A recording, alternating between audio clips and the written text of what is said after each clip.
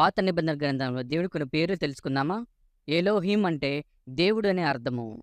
అడోనాయ్ అంటే ప్రభువు అని అర్థము. యెహోవా అను పేరును యహవే అని కూడా పిలువబడింది. యెహోవా మెకాదస్ అంటే మిమ్మును పరిశుద్ధపరచు యెహోవా అని అర్థము. యెహోవా రోహి అంటే యెహోవా నా కాపరి అని అర్థము. యెహోవా షమ్మా అంటే యెహోవా ఉండే స్థలం అని అర్థము. యెహోవా రాఫా అంటే స్వస్థతపరచు యెహోవా అని అర్థము. యెహోవా సిక్కేను అంటే యెహోవా మనకి నీతి అని అర్థము. యెహోవా నిసి అంటే యెహోవా మనకి ధ్వజము అనే అర్థము. యెహోవా షాలోము అంటే యెహోవా సమాధానకర్త అని అర్థము.